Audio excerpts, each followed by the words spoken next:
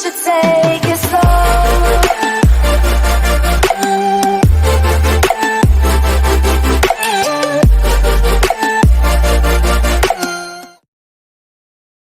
저는 올해 50대 중반의 남성입니다.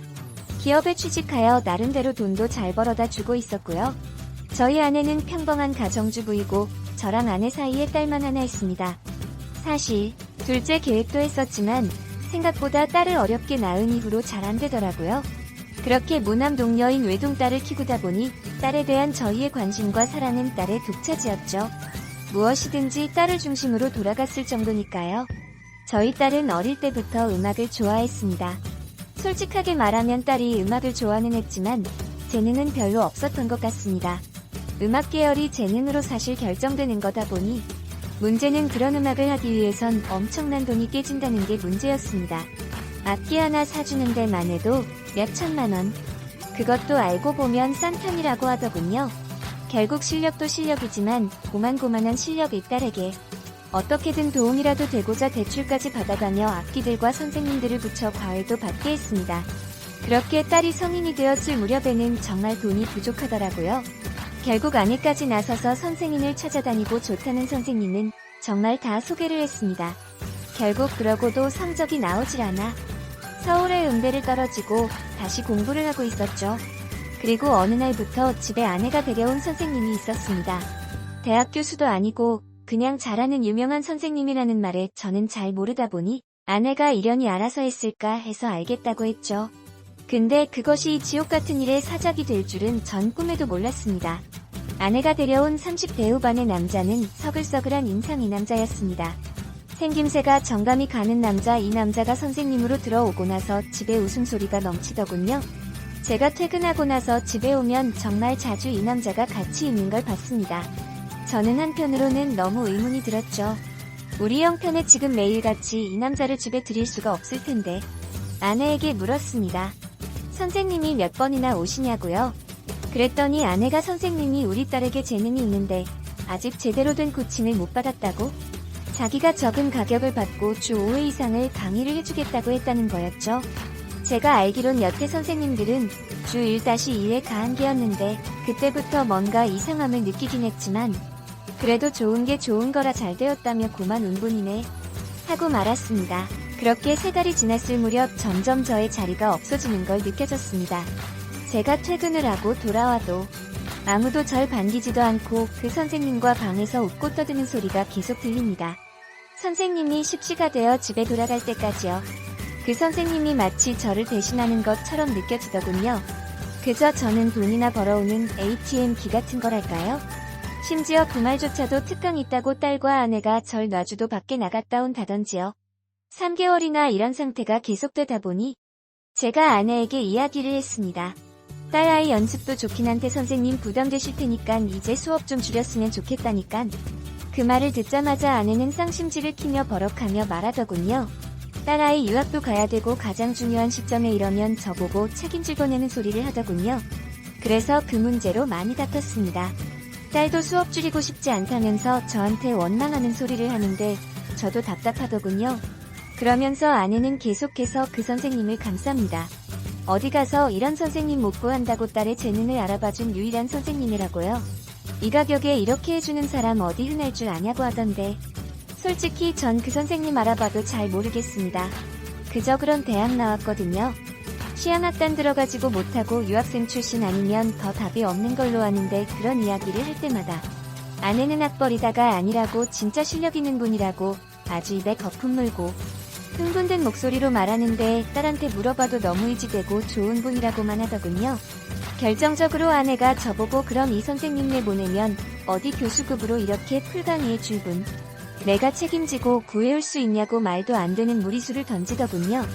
교수급이면 한타인강에 비만 해도 얼마인데 도저히 제가 감당한다는 소리로 제 입을 틀어막는 아내 그렇게 모녀의 공격에 저는 더 이상 권유를 못했습니다.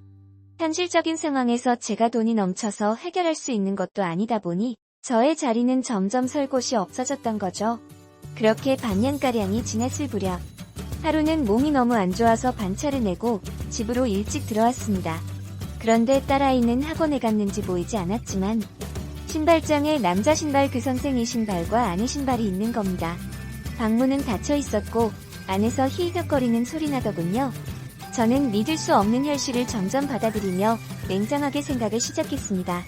문을 벌컥 열기보다는 증거를 수집하기 위해 핸드폰 녹음기를 켜고는 거실 소파에 앉아 그 짐승들이 떠드는 이야기를 듣고 있었습니다. 처음에는 저희 딸 대학 입시 이야기를 하다가 관계를 하는지 라이브로 거실에서 그 주축증리 소리를 녹음하고 있었고요.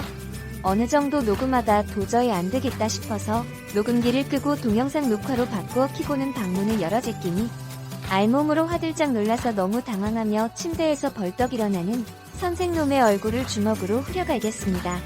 한참을 주먹질을 하니까 저를 밀쳐내고는 옷을 들고 도망을 치더군요.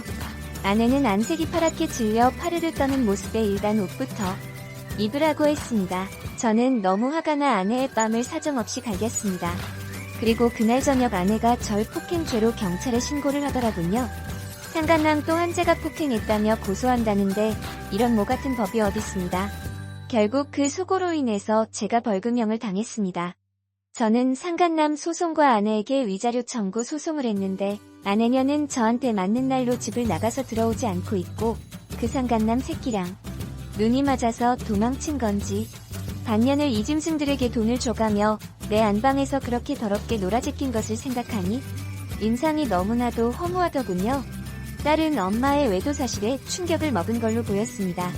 그래도 딸에게 정말 미안하다며 엄마 욕을 하고 그 상간남 놈을 욕하자 아무 말도 안 하고 울기만 하더군요. 그렇게 마음속으로 이혼 준비를 하고 딸이랑 잘 살아봐야겠다고 마음먹었는데 딸이 어느 날 울면서 저한테 충격적인 말을 하더군요. 자기가 임신을 했다고 하더군요. 아니 이제 20살 좀 넘은 애가 임신이라니? 남자도 없는데 대체 누구람? 계속 추궁하자 이럴 수가 그 선생놈이 애아빠랍니다. 아니 그게 어떻게 가능하냐니까? 자기도 엄마랑 선생님이랑 그럴 줄은 상상도 못했다고. 그냥 매번 붙이다 보니 주말에 간혹 선생 집에 가서 레슨 받다가 서로 사랑에 빠진 줄 알았다고 하더군요. 처음에는 그냥 자기한테 너무 잘해줘서 선생님으로서 존경한다고 생각했는데 재수도 하고 학업 스트레스도 너무 받아서 그런지 위로해주는 선생님한테 자꾸 마음이 갔었던 것 같다고. 그래거 감정을 표현했더니 선생님이 그때부터 자주 자동차로 같이 드라이브로 데이트도 했었고 손도 잡다 보니 그렇게 되었다고. 그 선생님과 데이트하고 헤어지면 자기한테 자꾸 보고 싶다고 이쁘다고 하면서 사귀게 되었다고. 그런데 엄마랑도 그럴 줄은 상상도 못했다면서 펑펑 우네요. 그러더니 딸은 저보고 하는 말이 아빠 이제 어떻게 해요? 라는데 저야말로 어떡해요입니다. 상간남이 애아빠라니? 이 무슨 아내도 뺏고 딸아이마저 이렇게 되니 진짜 눈이 돌아가더군요. 아내한테 연락해 딸아이 임신한 거 알리니 완전 난리가 났습니다. 아내도 그건 몰랐나 보더군요.